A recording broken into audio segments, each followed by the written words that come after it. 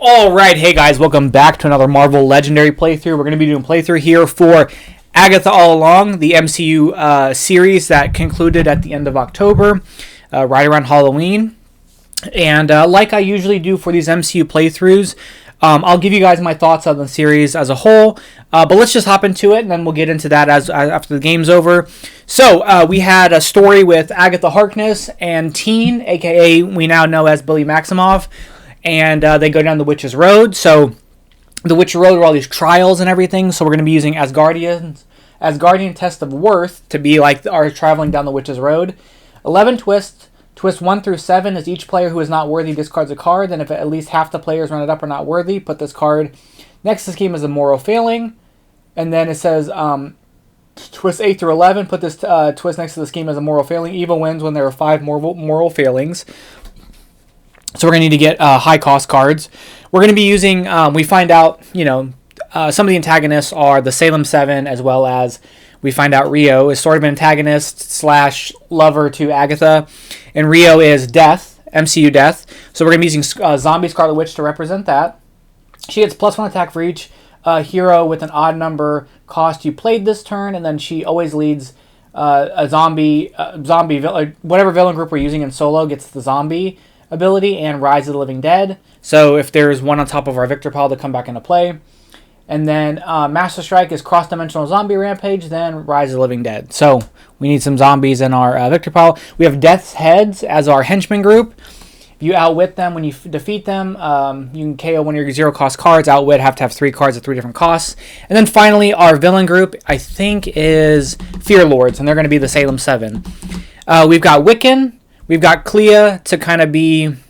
We have Clea and Scarlet Witch. So I don't know if they're like Jennifer and... They're just the Coven, I guess. But we've got Clea. She's got purple on her to be Agatha, I suppose. But Wiccan's really the big deal in this one for us. So let's go ahead and hop into it here. 1, 2, 3, 4, 5, 6. I need 5 cost cards for that. So we'll see what we get. We have a bystander for this Death Head already. All right. We got 4 and 2. We know we can't really do a whole lot with what we have with that. So let's grab Astral Projection.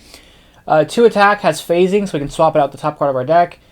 Choose a number, then reveal the top card of your deck. If it's that number, you get +1 attack. Okay. We have a Scheme Twist. So we're not worthy. We discard a card, so we have to discard that. And then we're going to put that next to the scheme as a moral failing because we weren't worthy. So that gets put there. Let's put on the bottom of the deck. Let's leave that one. Let's put this on the bottom. Okay. We have 5 or 4 and 1. We'll get another Astral Oh no, actually, let's get Ultra Reality. 2 recruit. Reveal the top card of your deck. Discard it or put it back, and then if you play a red hero, we get Dark Memories, which gives us +1 attack for each different color cost in our discard pile. Or not different colored cost, different colored hero.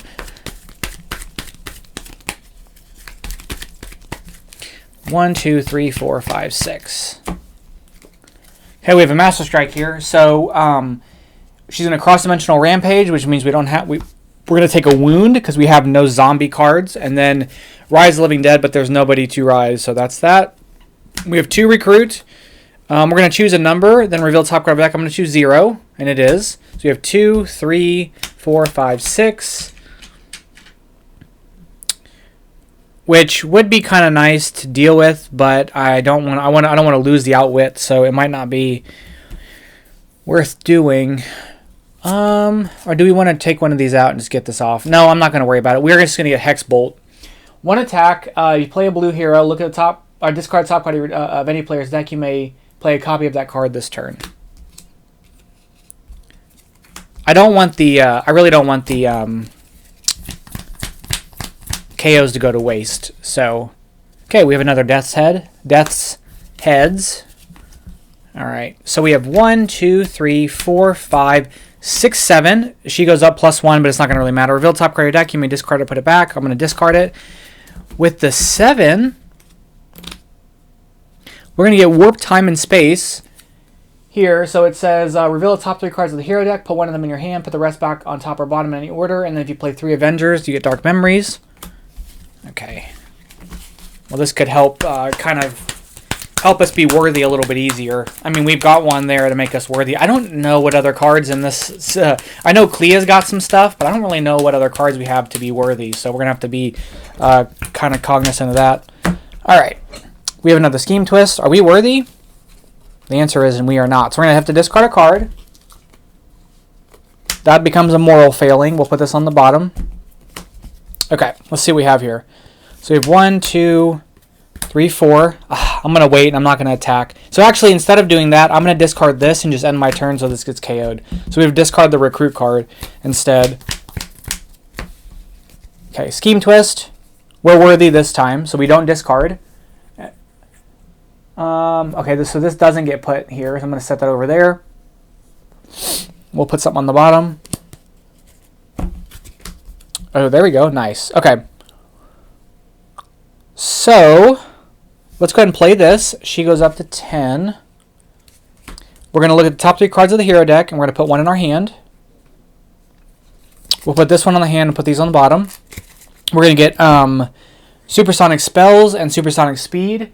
The blue side is Wiccan, we draw a card, and the red side is Speed, draw a card, then draw another card if we play a red hero. We don't get the Dark Memories. Let's see what we have. We have a blue there. Let's see, we've got 2 Recruit right here. Can I finagle something out of this? I would like to be able to attack some of these Death's Heads, maybe. We're going to play this. We're going to look at the top card of our deck. We're going to discard it, and then we're going to get the Dark Memories. So it's going to be 1 attack because of the 1 blue hero. She goes up to 11. But we have 1, 2, 3, 4. Choose a number. I'm going to choose 0. So I get another attack for that. And then we're going to do this one to draw a card, which will get us a Recruit. So we have 1, 2, 3, 4, 5 Recruit, and 1, 2, 3, 4, 5, 6, 7 attack.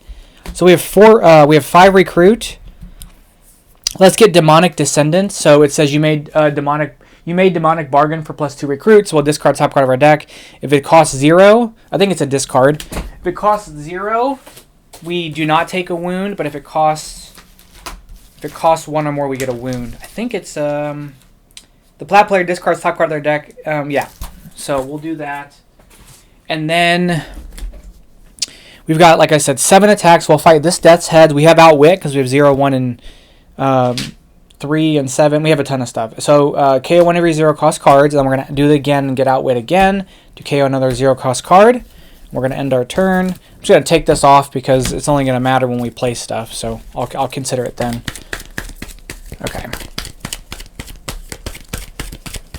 I believe if I get this purple gem in play, it will always count for my Asgardian Test of Worth because it'll be... because being worthy just needs to reveal the card, and when it's there, it always counts as being revealable. All right, we have a Scheme Twist. We're going to have to discard for that, which is kind of rough. What do I want to discard? I'd like to fight this Death's Heads, but I don't think we're going to be able to. So we may have to discard this, and then something gets put on the bottom. We'll put that on the bottom, and maybe set ourselves up again. I've got no... Okay, we're going to play Speed to draw a card. So it's 1, 2, 3, 4 Recruit and an attack. We'll use that to get another Astral Projection. We're going to end our go. 1, 2, 3, 4, 5, 6. My plea. Okay, whew. Okay, I avoided it because we're running out of room here. Okay.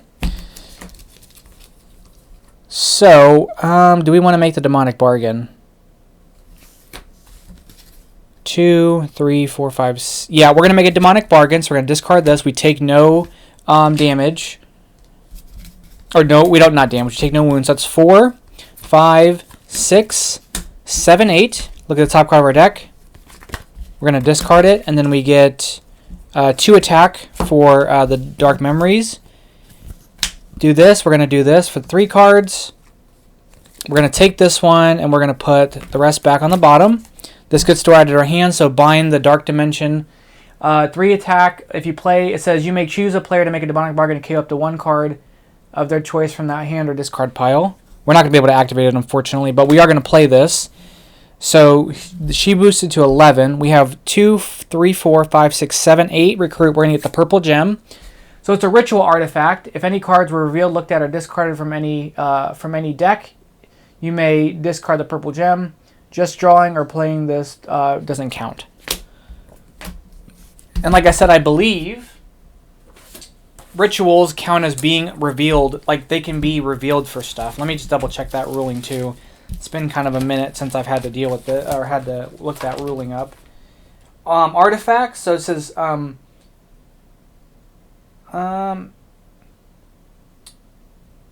if a card effect any player's turn asks you to reveal a hero, you may reveal a hero artifact you control.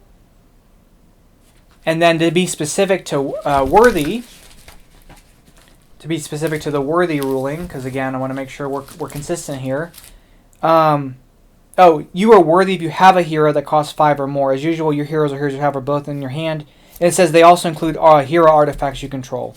So if I get that played, we at least buy ourselves some time for a while without having to worry about the worthiness of that. Okay, so she's 11 because we played 2 odds. We have 3, 4, 5, 6 attack. We'll fight this Death's Head.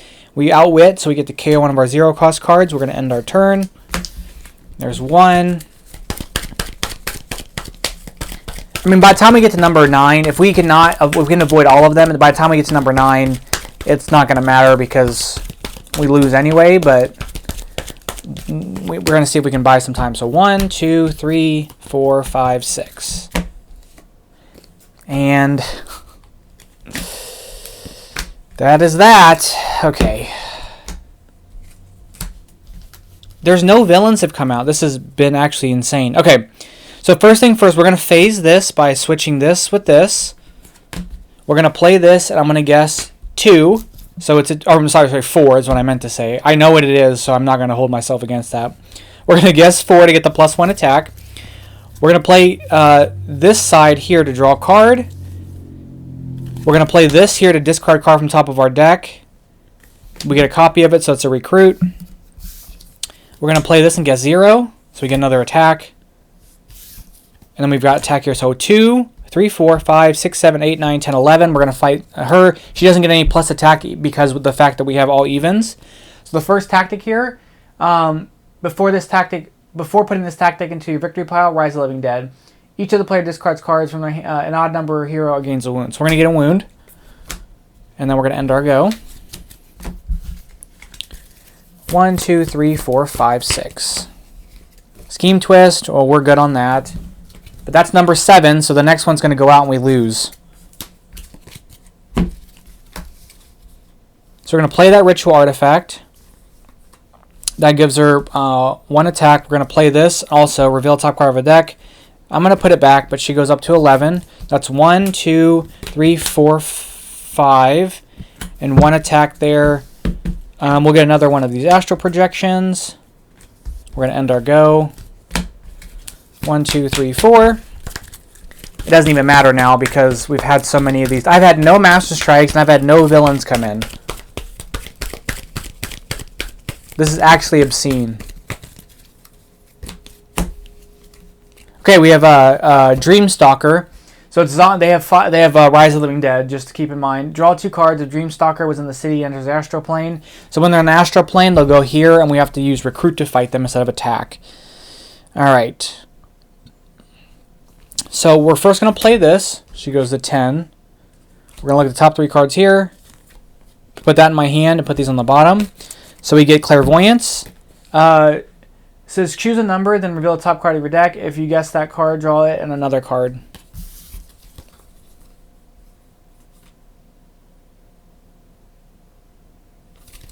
We're going to play this. She goes up to 11.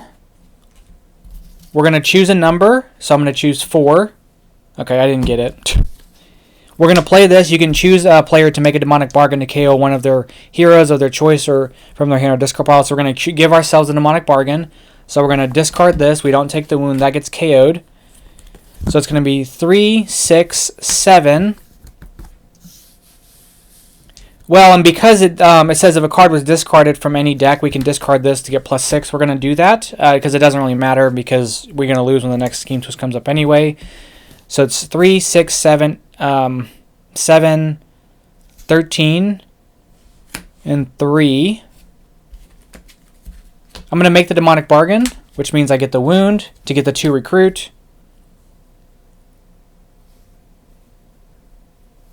I'm using another astral projection. We're going to fight her. The next tactic says, before placing this tactic, Rise of the Living Dead, we reveal the top card of the hero deck and put it in the bottom of the hero deck. You may play a copy of that card this turn. Okay. So we use 6, 7, 8, 9, 10, 11, 12, 13 attack. She had 11, so we have 2 left. We're going to get a copy of this card, so draw a card, then put a card from here on top of your deck. But it gives us 2 extra attack, which is not enough to fight that. I would draw this and then put it back, basically. This would be, it's not enough to fight that, unfortunately. So we're just going to end our go. 1, 2, 3, 4, 5, 6. We have a Master Strike, so she's going to... We do have we have cross-dimensional, so we avoid that because of the zombies. But then she would Rise of the Living Dead. There's no villains there to come back, so there's that. Okay, let's get this out of the way. We're kind of running against the clock here. Let's play this. She gets boosted up. So it says reveal top card of your deck, discard it, put it back. I'm going to put it back. Then we're going to do... No, I'm going to discard it, sorry. Then I'm going to play this, and I'm going to guess 4. That's 4, so I get the bonus. I'm going to phase this.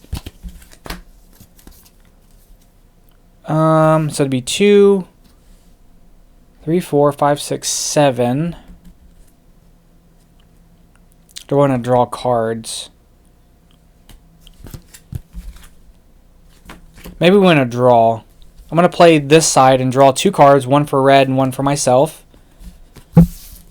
We'll play that. I'm going to guess 0. Okay, so I get the attack bonus for that. So I get 2 attack bumps. So that's 6 attack, 7 attack, 2 recruit. So we have 4 recruit total. We have 7 attack. We're going to fight the Dreamstalker. We draw 2 cards and he enters the astral plane. There's recruit. There's this. We can discard any card from the top of any player's deck to play a copy of that card.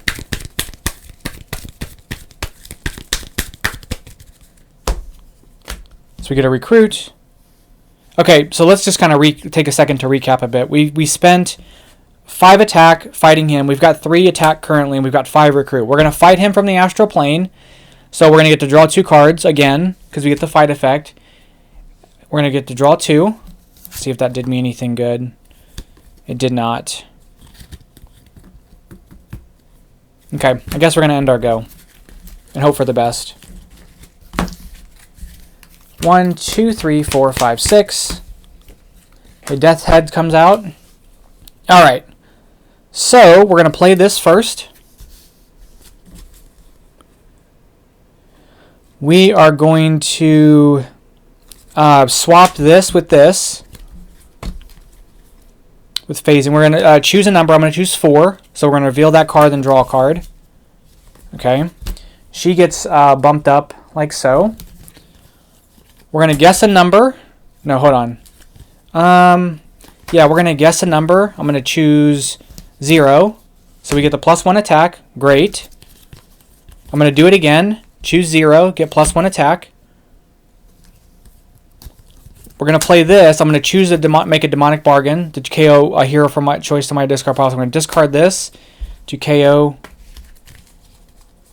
this. We're going to play this. We're going to play this. I'm going to reveal the top 3 cards. Add 1 to my hand. We're going to add this one to the hand. Put these back. Now, we do get the ability because we have 3 Avengers. So we get 2 colors for that. So that's 2 more attack.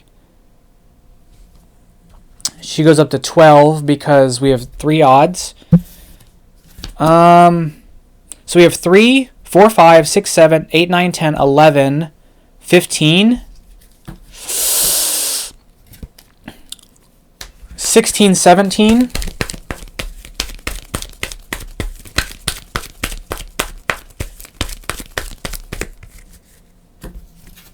(17) attack.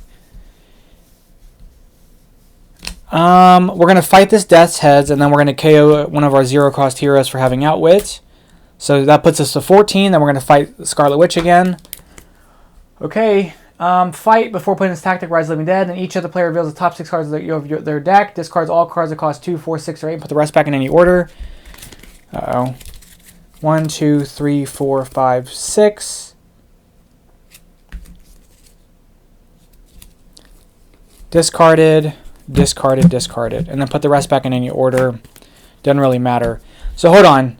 So I had 17 minus 3, which left me 14, which left me 2. So if I discarded this, I could get 6, which would not be enough to fight her. So that's going to be our turn. Okay, so I've got to hope that I can like muster up the attack here on our next turn in order to win, so long as we don't get a scheme twist. Okay, we have a Master Strike. We have a zombie here, and then there's no cross-dimensional zombie rampage we avoid, and then there's no Rise of the Living Dead because there's nothing on top. Can we win this game right now? Is going to be the question. I have to somehow make some attack here. So if any cards were revealed, looked at, or discarded from your deck, then we can get +6 by discarding that. So we're going to play this. It's going to give her 1. And then we're going to do reveal top card of the deck. I'm going to choose to... wait a minute. So that'll give me 6. Yeah, we should be fine. I'm going to choose not to discard this. I'm going to put it back. But it was revealed. Reveal top card of your deck means we can discard this to get 6. Then we're going to play this. And we're going to reveal 2. Which gives us another attack. So it's going to be 1, 2, 3, 4, 11. And she's got 10 because we played 1 odd. Last tactic is done. You may gain a hero from the KO pile. It doesn't matter. All right, so we won. Yay! I was really nervous. All right, so let's take a look at our score here, and then I'll get into my thoughts of the show. So we did have 6, 12, 18, 24, 25, 26, 27, 30, 31, 32, minus 21, so 11. No. Yeah, 11, which is not a very high score. We just had all those twists come out right at the beginning. Yeah, we were kind of cooked. We waited too long, but all the villains were at the bottom. All right, so what were my thoughts of Agatha all along? Honestly, was one of the best shows that they could have done. Now, look, first and foremost, you guys know me. I'm a Marvel shill. Okay, I'm never going to. The one show that I would say, the one piece of Marvel content that I was genuinely disappointed in. That like everything's baseline 7 out of 10. Like probably it's at least 7 out of 10, and it's just degrees from that. Secret Invasion, the last episode ruined that entire thing for me because it just didn't go where I was hoping it went. The first 5 episodes were really great, but it was just really poor payoff. So Agatha was an interesting show because it was the show that I didn't think it was necessary. I'm like, what are you making a show for Agatha for? Like it makes no sense it doesn't seem to make a lot of sense. Given it was announced shortly after WandaVision, we're like, we barely have any of these shows going on. You're going to make one about Agatha Harkness. Whatever. I'm going to watch it, whatever. But then as you can see, okay, well, obviously they're going to implement Wiccan. Like you can kind of tell from like, that's clearly teen. And considering that I had a very, maybe low expectations, not the right word, because it was like, I was just like whatever to it. It ended up being so well done. A lot of really... It also didn't hurt it in my view that it was like a lot of horror themes and a lot of like witchy stuff, which I love that stuff in general. So I really enjoyed that perspective. Though I did get Rio's reveal ruined for me by the Funko Pop leak that went out.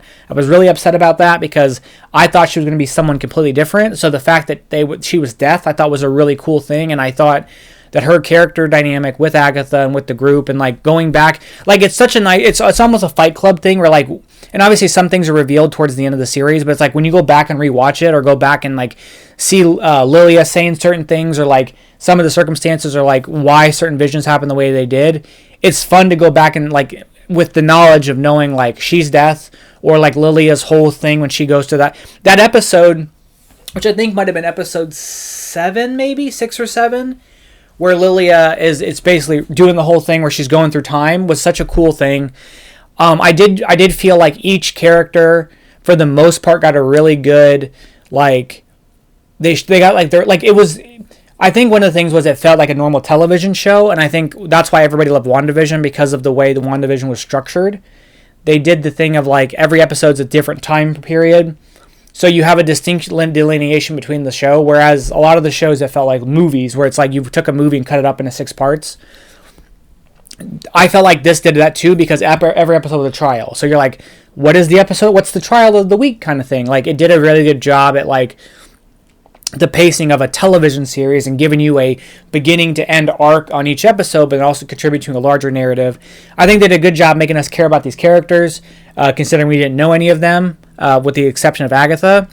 I like the explanation for Billy, kind of inhabiting a different body and then picking a different person to play him entirely. I was hoping we would get Tommy at the very end, but we did hints to Tommy, but we didn't get an actual character reveal of Tommy.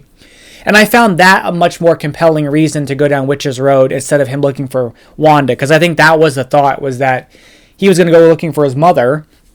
And the fact is, it was like, no, it's not about his mother, it's about his brother, which I think is a much more interesting, and it's actually a cooler thing on his character, in my opinion. The one thing I would say that I wish they would have done more with the Salem 7. I think the premise was really cool with them, but much like a lot of those, they're just there. The villains sort of, they didn't do a whole lot. They didn't do as much as I was hoping they would do. So that's my biggest probably problem with the show, was that they didn't do enough with the Salem 7. But really, honestly, I had a low expectation for the show. And again, I didn't think it was going to be bad, and I'm already predisposed to liking it. But and maybe that expectation just it blew me away. Like, I was like, this is genuinely one of the best things they've done. And honestly, if Zach Schaefer, give her whatever. If she gets a Scarlet Witch movie, please do it. Like, she knows these characters really well, and she does a really good job at storytelling, I think. So I was a big fan of the show. Big surprise to me. Very, very excited about the project, and I just thought it was. I'm like, yes, if she's attached to it, I'm on board. It doesn't matter what she's gonna do, and I hope that means, because a lot of those people died, right? Like Sharon, right? She died. Alice. Yeah, Lorna was the mom. Alice, yeah, she died. Lilia died, but Jennifer made it out. And from my understanding from the comics, and maybe you guys can inform me, of like those other characters, like the witches, not Sharon, but the witches, they're all comic characters. But I think Jennifer is probably the most like notable and like the biggest one, and she's actually in the Midnight Suns. So it would be really cool, because I thought, okay, Agatha will be on the Midnight Suns. Like, they'll use her in that as that thing. Make it Jennifer. She would be such a cool character, and like, you don't have to. You should be like, yeah, she's just a witch, and then you have this whole fun backstory of like, oh, this is how she got her powers back. Like, you don't even have to watch Agatha to know, hey, like, we have this witch character that'll be there for the Midnight Suns when they eventually do it. And then if you didn't watch Agatha, it's like a nice thing to go back and learn more about the character. So I hope, like, with her newfound, like her regaining her powers, with that newfound sense of like her being a witch, she can go like, help fight evil monsters and stuff. So anyway, really enjoyed the show. Really enjoyed Rio/Death. Really enjoyed Wiccan. Like to see Agatha as a ghost. I think that's going to make it fun. Although it would have been cool to see her babysit the Fantastic Four kids. So maybe they'll do that in some point in some way. But big hit to me. Really excited. I really enjoyed the show. Liked it a lot. Despite some of the things being spoiled for me, really enjoyed it. So let me know what you guys thought of the show. The next MCU project we have coming up is going to be What If Season 3. 8 episodes. What I've done in the past, what I did last time, was that they released them all within a week, and I did a ton of playthroughs. We're going to do the same thing. So there will be we'll probably do 2, 2, 2, and 2 instead of 3, 3, and 3 like we did last time. There's 8 episodes. So basically towards the end of January, basically all of February, we'll probably do all of the What If stuff. And also in February, that will be when Captain America 4 is out. So about after Agatha's done, not Agatha, after What If's done, we'll probably go into Captain America 4. And then as the Captain America 4, the playthrough for that releases, which is about a month after the show, Daredevil's going to start. So we've got a big roll. Oh, and we have Spider-Man. We have Friendly Neighbor. Oh, is it Friendly Neighborhood Spider-Man or Spectacular? No, it's not Spectacular Spider-Man. It was freshman year, but I think they might have rechanged it. That comes out the end of January, so we'll probably do a playthrough of that too at some point. So there's a lot of Marvel MCU adjacent stuff coming through and MCU stuff coming through, so be on the lookout for that. But anyway, that's going to be it for today. Thank you guys so much for watching. Let me know what you guys saw of the show, and I'll catch you guys in the next one. Bye-bye.